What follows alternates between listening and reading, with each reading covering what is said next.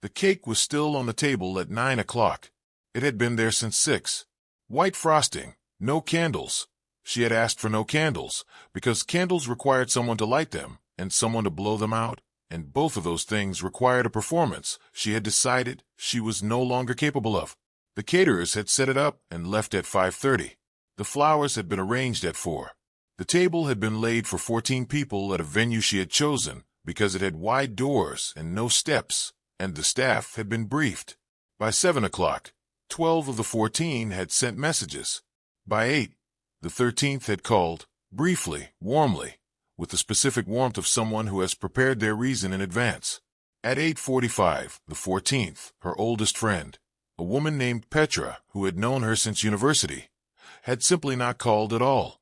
Vivienne Cresswell sat at the head of a table laid for 14, alone, in a restaurant that had wide doors and no steps, in the wheelchair she had been using for 11 months, on her 38th birthday. She did not cry. She had made a decision, in the months after the accident, not to cry in public. Not from pride. She had been a proud woman, and the accident had revised some of that, but because she had discovered that when she cried in public, people did not know what to do, and their not knowing became its own additional thing she had to manage, and she was already managing a great deal. So she sat. She looked at the cake. She thought about leaving, but leaving felt like admitting something she was not yet ready to admit.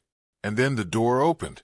Not the main door, the side entrance, the one closer to the accessible parking, the one she had noted when she had visited the venue 3 weeks ago, because she always noted those doors now. A man came in. He was carrying something, a child, asleep against his shoulder, the small dead weight of a sleeping 7-year-old, head lolling. He stopped when he saw the room, saw the table set for 14, with one person at it, saw the untouched cake. He looked at her. She looked at him. Neither of them spoke for a moment. Then he said quietly, so as not to wake the child, "I think we have the wrong room." "You do," she said, "but stay anyway." Vivienne Cresswell had been CEO of Cresswell and Hart Infrastructure for 6 years when the accident happened. She had been driving back from a site visit, a bridge project in the 3rd District, the kind of project she insisted on seeing in person because the gap between a report and a real structure was, in her experience, always larger than the people writing the reports wanted to admit. It had been raining. The other driver had run a light. The accident had taken 4 seconds. The recovery had taken 11 months and was not finished. T12 incomplete spinal cord injury, the clinical language for a body that had been reorganized by a collision into something that worked differently than it had before. She could use her arms. She had partial sensation and some function in her left leg. The right was less certain. Her physiotherapist, a woman named Ruth, who had the particular combination of warmth and refusal to accept excuses that Vivienne had eventually come to rely on, had told her that the word incomplete was significant. It meant the story was not finished. Vivienne had held that word for a long time.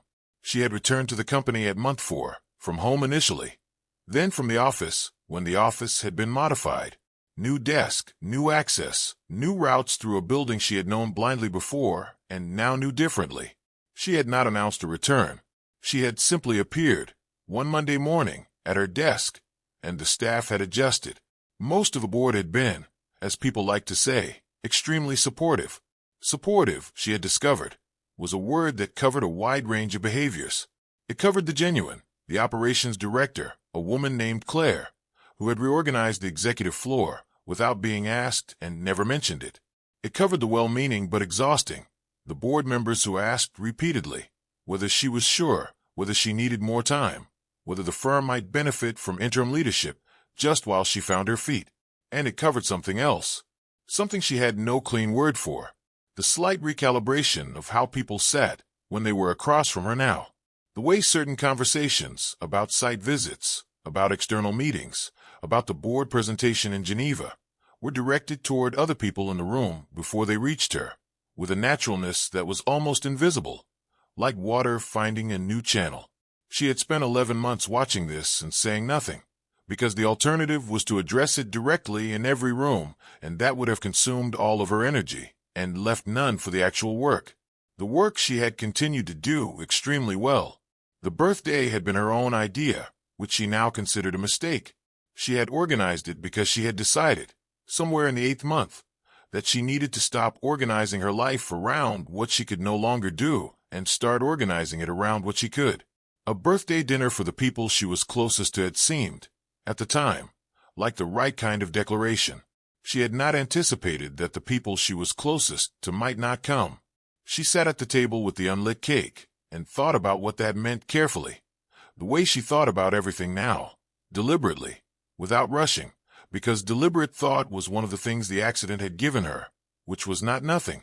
It meant that some of the relationships she had believed were solid were in fact load-bearing walls that had turned out to be partition walls, present for the structure of the life she had led before, less present for the life she was leading now. She was thinking about partition walls when the side door opened. His name was Noah Callahan. He was 39 years old and had been a structural engineer for 12 years, which meant he thought about load-bearing walls and partition walls in a slightly more literal way than most people. He had a daughter named Cora, who was 7 years old and was currently asleep against his left shoulder with the boneless confidence of a child who trusts completely that the person carrying her will not drop her. He put Cora down on the sofa in the private room, on her side, with his jacket folded under her head. She did not wake.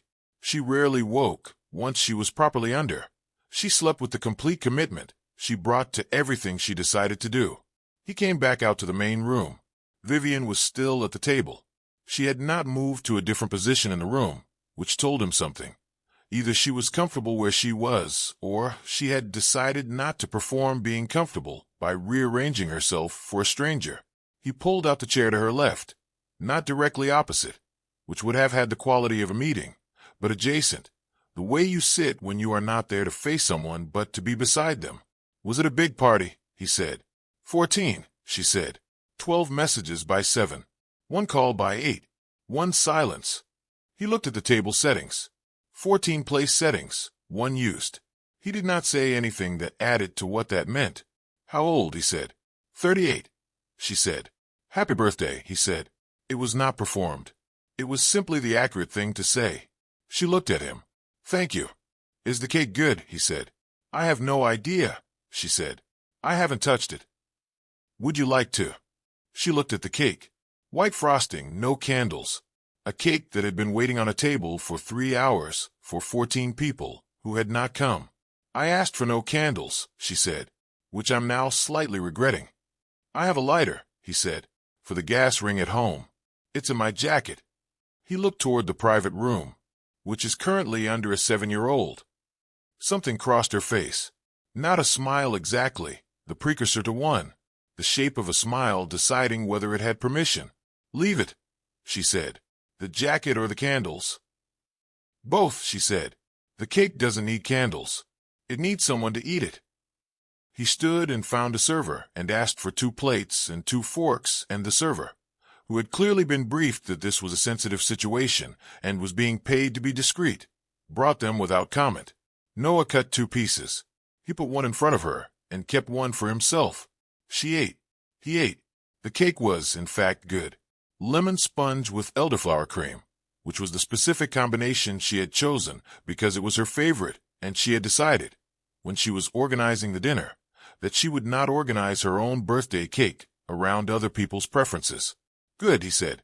Lemon and elderflower, she said. My daughter would have wanted chocolate, he said. She has extremely strong opinions about cake. How old is she? 7. She turned 7 in March.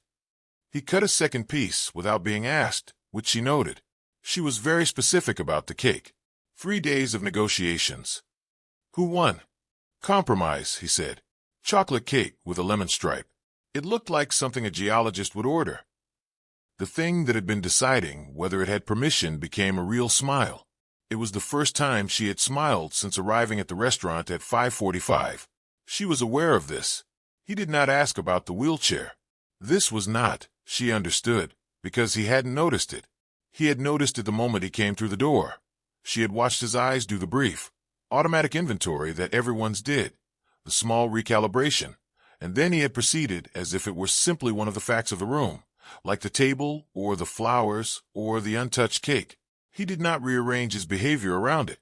He did not speak more slowly or more carefully.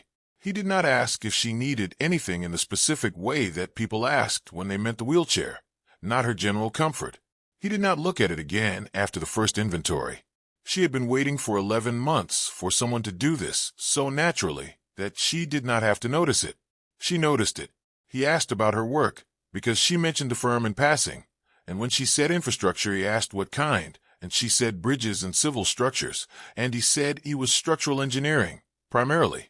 And they talked about a project she had read about, a pedestrian bridge in the 5th District that had won an award the previous year, and he had been on that project at the structural-led level, and they talked about the specific challenges of pedestrian bridges versus vehicular, and she was inside a genuinely interesting professional conversation before she had consciously decided to have one. She had not had a genuinely interesting professional conversation outside the office in 11 months. She had had many conversations. People had talked to her carefully about her recovery, about her accessibility, about her remarkable strength, about what an inspiration she was. Each of these conversations had cost her something she could not exactly name. This conversation was not costing her anything. It was, in fact, restoring something. At some point, Cora appeared in the doorway of the private room, not fully awake, operating in the half-conscious state of a child who has surfaced from sleep and needs to locate her person before going back under. She found Noah with the accuracy of someone for whom this search has a reliable answer, and came to where he was sitting and leaned against his arm without speaking. He adjusted his position to accommodate her without breaking the sentence. He was midway through. Cora looked at Vivienne. Vivienne looked at Cora. "There's cake," Vivienne said. "If you'd like some. It's lemon, not chocolate, but it's good." Cora considered this with the seriousness of someone making a real decision. "Okay," she said. Noah cut a third piece. It was after 10 when the server came to tell them, gently, that the kitchen was closing, but there was no rush for the room. Cora was fully awake now, which had happened sometime around the second piece of cake, and was conducting an investigation of the flower arrangements with the focused attention she brought to everything botanical, which was her current primary interest. She was narrating findings to Noah in an undertone that was not quite quiet enough to be private, but was clearly intended to be. Vivienne was watching this.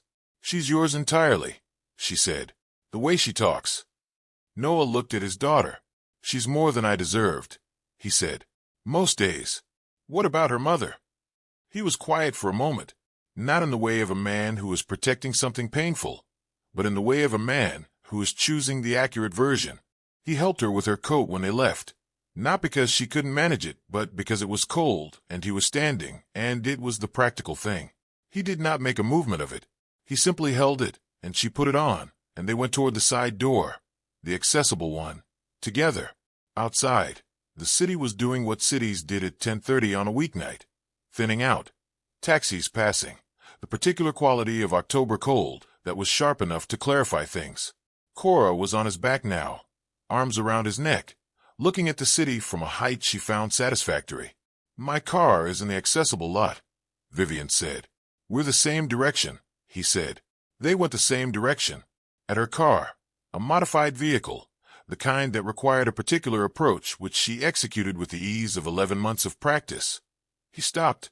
"The 4th assessment," he said. "The bridge project. After we understood the real ground conditions, it took another 8 months to build something that held." She looked at him. "I'm not going anywhere particularly fast," she said, "if that's what you're saying." "It isn't quite," he said. "What is it quite?" He looked at her steadily. "That the 8 months were the good part of the project," he said. "Not the part before, when we thought we knew what we had. The part after, when we knew the real conditions and built accordingly." She held this. "Your daughter is asleep again," she said. He glanced back. Cora's head was on his shoulder, eyes closed. She had lasted until the car park. "She does that," he said. "I know," Vivienne said. "You mentioned." A pause. The city moved around them. A taxi passed. The cold was the specific kind that made things feel more real than they had felt indoors. "I have a site meeting on Thursday," he said. "On the river. There's a section of embankment that needs assessment before the winter. It's the kind of site that's better understood in person than on paper." He paused. "If you wanted to see it." She looked at him. A site visit. The access isn't perfect, he said. But I've been on that site 12 times, and I know where it works. I can make it work. She was quiet for a moment. 11 months of people asking whether she was sure, whether she needed more time, whether the site visit could be arranged for her, whether the site visit was necessary, whether, in the subtext of each question, the visit was worth the effort of making it accessible. He had not asked whether. He had said he knew where it worked, and he could make it work. Thursday, she said. 10 o'clock, he said. I'll send the details. She gave him her number. He gave her his. Cora slept on his shoulder through all of it, which was Cora's way of registering that the important things had been sorted, and she was no longer required. Her physiotherapist, Ruth, had a policy of not commenting on Vivienne's personal life, which she maintained with the discipline of someone who had decided it was not her lane and intended to stay in her own. She broke it once, the following Tuesday, and only slightly. Vivienne had mentioned the birthday dinner. Not all of it, the general shape.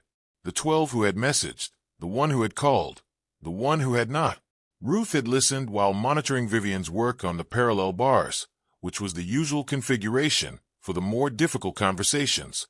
And then, Ruth said, in the neutral tone of someone who has heard the first part of a story and is waiting for the rest. Vivienne told her the rest. The wrong room. Noah. Cora. The cake. The song. The embankment site. Ruth said nothing for a moment. He brought a sleeping child to someone else's birthday dinner by accident, she said, and ended up being the only person who actually showed up. He went to the wrong room, Vivienne said. He was looking for David's 40th. I know what you said, Ruth said. I'm choosing to see it as metaphorical. Vivienne looked at her. The site visit, Ruth said, returning to neutral. Is the ground actually accessible? He says he knows where it works. Does he know what accessible means in practice? Because what people think it means and what it... He asked me 4 questions, Vivienne said. About the chair, about the terrain types, about what I needed from the vehicle access, about whether I preferred to know about obstacles in advance or preferred to assess as we went. She paused. 4 questions. No one has asked me those 4 questions in 11 months. They ask one, the general one, and then they either over-prepare around what they think I need, or they don't prepare at all. Ruth was quiet. 4 questions, she said eventually. He's a structural engineer, Vivienne said. He assesses ground conditions before he builds. Ruth looked at her patient on the parallel bars, a woman who had spent 11 months being assessed, being supported, being inspired by, being redirected, being managed with good intentions by people who looked at the surface readings and not the deeper core. Thursday, Ruth said. 10 o'clock, Vivienne said. Ruth went back to monitoring the bars and said nothing else. She was smiling, but she kept that in her lane too. The site on Thursday was cold and gray and completely real.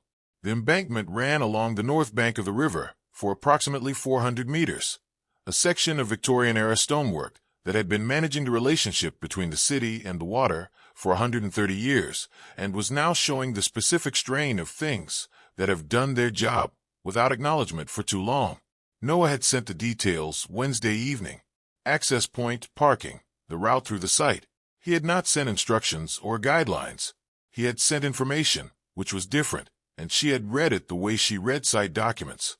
For what was actually there, not for what she was being prepared to feel about it. He was at the access point at 5 to 10, which many had been there earlier, because nobody arrived at 5 to 10 by aiming for 5 to 10. He had with him the site documentation, a tablet, and a thermos. The west section is more accessible than the east, he said, by way of greeting. The path surface holds. I walked it this morning and marked the 2 points where there's a cross-slope issue. They're manageable, but I wanted you to know where they are. Thank you, she said. They went west. The embankment in person was different from the embankment on paper in exactly the ways she would have expected. The scale of the stonework, the specific sound of the water, the particular way the Victorian construction had settled over a century into the ground it had been placed on. She asked questions. He answered them. She offered observations. He listened to them with the focused attention he gave to information from people who knew things. At the first cross slope he had marked, He stopped and showed her what he had flagged and the line to take. She took it. He did not hover. He did not reach for the chair. He stood at a useful distance and watched the way a person watches who is paying attention for a useful reason, not a worried one. At the second cross slope, she found a better line than the one he had marked and told him so. He looked at it, agreed, and made a note. By the time they had covered the first 100 meters, they were talking about the embankment the way two people talk about a structure when both of them understand structures. The assessment passing back and forth with the ease of a shared language. The mortar erosion on the lower courses, she said, at one point. The original pointing has gone in places. It needs repointing before winter, or you'll get water ingress that freezes and expands. It's the kind of thing that looks minor until it isn't. He made a note. The drainage outlets, she said, at another point, pointing. 3 of those 5 are partially blocked. They were probably marginal in a normal rain year. This winter could push them over. He made a note. At the midpoint, he poured tea from the thermos. He handed her a cup. She took it. The river moved past them. The city continued on both banks. It was cold and the light was flat, and the embankment smelled of stone and water and the specific cold of river air in October. You know this kind of structure, he said. We built a river wall section 4 years ago, she said. South Bank, 2nd District. Similar conditions. I spent 3 weeks on site because I couldn't understand it from the reports. The reports for this site, he said, have been saying manageable for 2 years. I think they're optimistic. What do you think it needs? A proper condition survey, he said. Not another desk assessment. Someone who will walk every meter and look at what's actually there. She looked at the embankment, the stonework, the mortar, the drainage outlets, the cross slopes, the century of patient load-bearing that was approaching the edge of what patients could sustain without support. I'd like to be involved in that, she said. He looked at her. The condition survey, she said. If it goes to commission, my firm does this kind of work, and I'd want to walk it. He was quiet for a moment. The access issues compound in some sections further east, he said. I know, she said. We'll assess them. Not work around them, he said. Assess them. Find the line that actually works, not the line that seems easiest. She looked at him. Yes, she said. That's what I mean. The river moved. He nodded. Once. The kind of nod that is an agreement between two people who mean the same thing by the words they are using. 3 weeks after the birthday dinner, Cora met Vivienne again. This was not arranged by Noah. This happened because Vivienne had sent a book to Noah's address, a technical volume on Victorian river infrastructure that she had found at her firm's library and thought he would find useful, and Cora had been the one to answer the door. Cora had accepted the book with the gravity of someone receiving something important, and then looked at the woman in the chair at the door and said, Dad said you were the one from the birthday. Yes, Vivienne said. He said you were good at bridges. I try to be, Vivienne said. Cora considered this. We have a book about bridges, she said. It's got the Golden Gate on the cover, but inside it has all different ones. Do you want to see it? This was not a question that required an answer. It was an invitation presented as a question, which was how Cora issued invitations. She had decided the answer in advance and was extending the courtesy of letting the other person confirm it. Yes, Vivienne said. Cora held the door open. Vivienne came in. Noah was in the kitchen, which was not where he had expected to be when the door was answered, and his expression when he came through to the hall and found Vivienne sitting in the living room with Cora and the bridge book was the specific expression of a man who has been surprised by his daughter and has found the surprise entirely correct. She brought the river book, Cora told him, holding it up. I showed her ours. I can see that, he said. Vivienne looked at him over Cora's head. The door was answered, she said. It was, he said. A pause. There's tea, he said.